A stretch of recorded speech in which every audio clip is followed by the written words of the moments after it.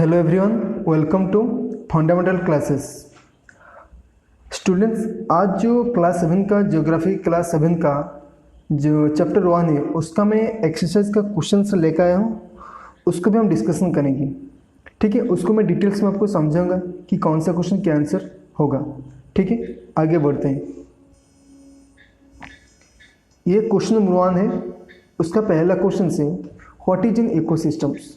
Students, आपको पता होगा इकोसिस्टम होता क्या है। An ecosystem is a system which is formed by interactions of living all living organisms with each other and with the physical and chemical factors of the environment in which they live in all are linked by transfer of energy and metals।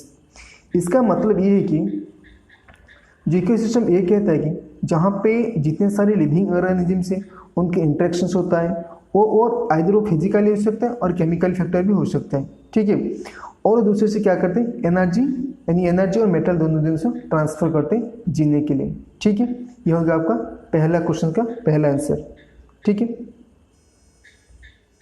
Next question number 1 का bit B, what do mean by natural environment. The natural environment consists of living organisms, that means that is plant and animal, and in non-living things that is land, water, air। Students, आपको यहाँ पे दोनों चीज़ यहाँ पे ध्यान रखना है। देखें, जैसे मैं लिविंग ऑर्गेनिज्म की बात करूँ, किसकी बात कर रहा हूँ, लिविंग ऑर्गेनिज्म की बात कर रहा हूँ, तो आप इसको लिविंग के पास ऑर्गेनिज्म लिखेंगे। ठीक है, उसमें प्लांट एनिमल्स हो गए। लेकिन नॉन लिविंग के पास आप ऑर्गेनिज्म लिखेंगे, उसके पास थिंग्स लिखेंगे, क्योंकि बहुत बच्चे गलती कर देते हैं living things, living organism and non living organism. Actually ऐसा नहीं होता है। लिविंग के पास ऑर्गेनिज्म लगता है और नॉन लिविंग के पास थिंग्स लगता है। ठीक है, आपको इसको ध्यान रखना है। नेक्स्ट क्वेश्चन करते हैं, what are the major components of the environment. यानी एनवायरनमेंट का मेजर कंपोनेंट्स क्या क्या हो गया। देखिए, हमने पढ़े थे, एक तो नेचुरल कंपोनेंट्स हो गया, human made and human components. Natural components क्या क्या होते हैं, उसमें आता है लैंड, वाटर, एयर एंड बहुत सारे लिविंग थिंग्स। वो आते हैं किसमें आते हैं, नेचुरल कंपोनेंट्स में आते हैं। इसको लिविंग थिंग्स मत करो, इसको लिविंग ऑर्गेनिज्म कर दो। ठीक है, इसको लिविंग ऑर्गेनिज्म कर दो। Okay, living organisms. ओके, इसको लिविंग ऑर्गेनिज्म कर दो। ह्यूमन मेड कंपोनेंट्स में क्या क्या आते हैं, buildings, parks, bridges, roads, monuments and industries, किसमें आता है, ह्यूमन मेड कंपोनेंट्स में। बाकी ह्यूमन कंपोनेंट्स में क्या क्या आते हैं, इंडिविजुअल आता है, रिलीजियस आता है, पॉलिटिकल सिचुएशन आता है, family, education, community and economy. ये सारी चीज़ें किसमें आते हैं, ह्यूमन कंपोनेंट्स में आता है। अगला क्वेश्चन देखते हैं, यहाँ पे दिया है give 4 examples of human made environment. यानी आपको 4 एग्जाम्पल लेना है ह्यूमन मेड एनवायरनमेंट। ये बहुत ईजी सा क्वेश्चन से, आपको सिर्फ लिखना, आपके चारों तरफ आप जैसे भी चाहे इससे लिख सकते हो, जैसे ब्रिज, पार्क, बिल्डिंग, रोड्स। ये ना मैंने लिख दिया, आप भी कुछ भी लिख सकते हो। ठीक है, आपके चारों तरफ जो बन रहा है आप उसको कुछ भी लिख सकते हो। ठीक है, और यानी होगा क्या, bridges, parks, buildings and roads are the example of human made environment. हो गया। आगे देखते हैं, व्हाट इज लिथोस्फीयर। लिथोस्फीयर होता है क्या है। लिथोस्फीयर आपको पता है, लिथोस्फीयर होता है क्या, रॉक यानी पत्थर होता है। Okay, lithosphere is the outer most solid surface of the earth which made up of rocks and minerals and covered by thin layer of sand. Okay, आपको ये याद रखना है और इसको याद रख लेना है। ठीक है, इसका मीनिंग समझाता हूँ। लिथोस्फीयर वो होता है जो अर्थ का टॉप सरफेस होता है, उसका जो सॉलिड पोर्शन होता है, सॉलिड सरफेस, आउटर मोस्ट का सॉलिड सरफेस होता है। ठीक है, is the outer most solid surface of the अर्थ का जो सॉलिड सरफेस होता है आउटर पार्ट का, यानी हो गया क्या, जो क्रस्ट है जिसको हम बोलते हैं, किसको बोलते हैं, जिसको क्रस्ट बोलते हैं। आपको पता है ना, जो आज का आउटर पार्ट को क्या बोलते हैं, क्रस्ट। यानी वो क्रस्ट पार्ट का जो सॉलिड सरफेस हो गया उसको क्या बोलते हैं, लिथोस्फीयर।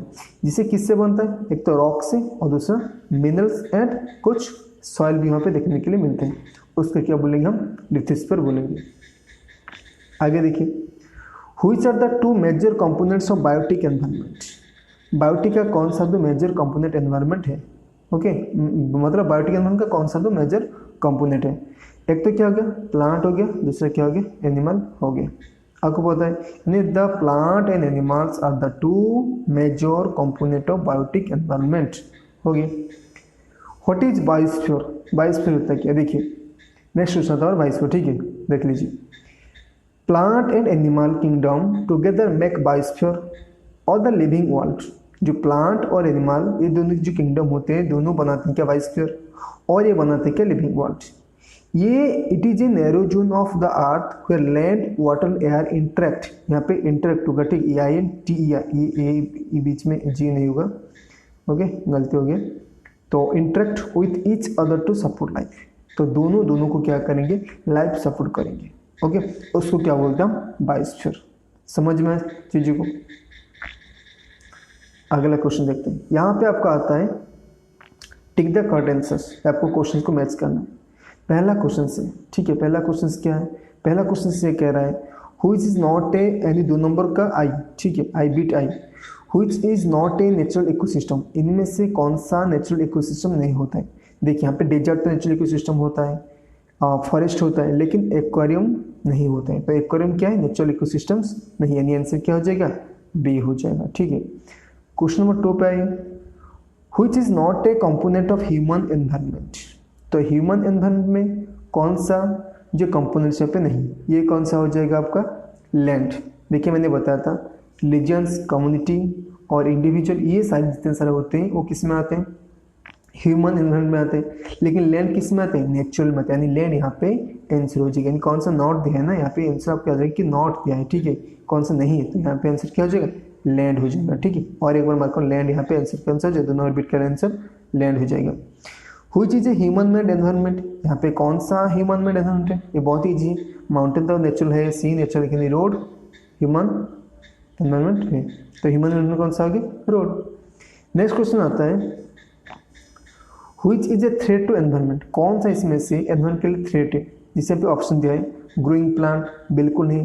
ग्रोइंग पॉपुलेशंस, ये हो सकते हैं। ग्रोइंग क्रॉप्स, ये हो सकता है, नहीं हो सकता। आंसर क्या हो जाएगा?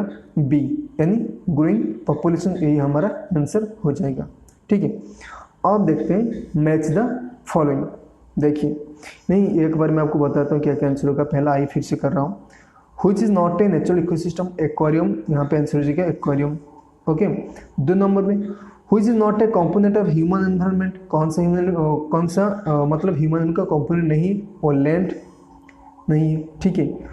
Which is a human made environment. कौन से इसमें से ह्यूमन मेड एनवायरनमेंट हो गया? Road. Which a threat to environment. कौन सा एनवायरनमेंट के लिए थ्रेट यानी धमक, क्या मतलब अच्छा नहीं है? Okay, green populations, okay answer हो गया। अब देखते हैं क्वेश्चन नंबर 3।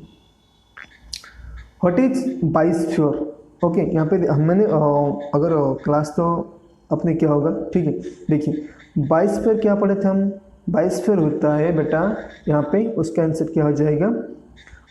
एक नैरो जोन होता है जो लैंड वाटर एयर इंटरेक्ट होते हैं, ओके। नैरो जोन होता है जहाँ पे लैंड वाटर एयर इंटरेक्ट, उसको क्या बोलते हैं? Biosphere, okay. एटमॉस्फेयर क्या होता है? ओके, यानी इसका आंसर क्या हो जाएगा? ई हो जाएगा बायोस्फीयर का, ओके। अब देखिए एटमॉस्फेयर क्या होता है? एटमॉस्फेयर यानी एयर, एयर कहाँ पे है ढूंढो, ओके। ब्लैंकेट ऑफ सराउंड, यानी ये जो होगा ये हो जाएगा। फिर atmosphere blanket of air which surround the earth, तो ये वाला ये हो जाएगा। और हाइड्रोस्फीयर कहाँ पे? वाटर, वाटर यहाँ पे होता है। Domains of water. एनवायरनमेंट क्या होता है? एनवायरनमेंट होता है बेटा relations between organism and there surroundings. क्या होगा? Relations between organism and there surroundings.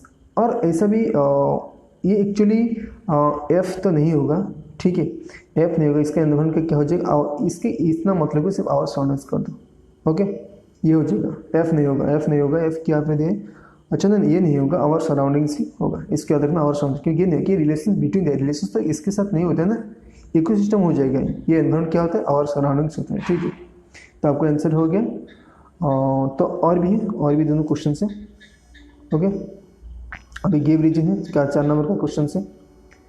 Man modifies in environment, या को आपको इसका रीजन बताना है। देखिए man modifies in environment according to fulfil his needs and also to adopt, या डी वो होगा, ठीक है, adopt himself to the natural surroundings, okay. तो खुद को मतलब नेचुरल सराउंडिंग के साथ मिलने के लिए वो क्या करता है? खुद का थोड़ा सा कम कर लेता है, क्या जैसे कि जंगल की सफाई, क्रॉप्स करोगे, लेकिन ये थोड़ा सा उसका मॉडिफाई हो जाए, जैसे जंगल सफाई करके करता है, ग्रो मतलब क्रॉप ग्रो करता है, इस वजह से हो गया। Okay, and man modifies his environment according to fulfil his needs and also to adapt himself to the natural environment surroundings. For example clearing the forest land to grow crops, तो crops grow करने के लिए land forest को clear करता रहता है। Okay, last question है हमारा, plant and animal depend on each other, क्या सही है? हाँ सही है, बिल्कुल सही, प्लांट एनिमल दोनों एक दूसरे को डिपेंड करते हैं। देखिए, plant and animals depend on their immediate surrounding for the survival, इस उनके सर्वाइवल के लिए वो एक दूसरे से क्या करते हैं, इमीडिएट सराउंडिंग मतलब जो आसपास होते हैं उनके ऊपर क्या डिपेंड करते रहते हैं। The relations between them forms an ecosystem, इनके साथ जो उनके बीच में जो रिलेशन बनता है वो इकोसिस्टम फॉर्म होता है। Animal eat plants to get nutrient, ये सही, एनिमल जो प्लांट खाते हैं क्योंकि उनको न्यूट्रिएंट वहीं से मिलता है।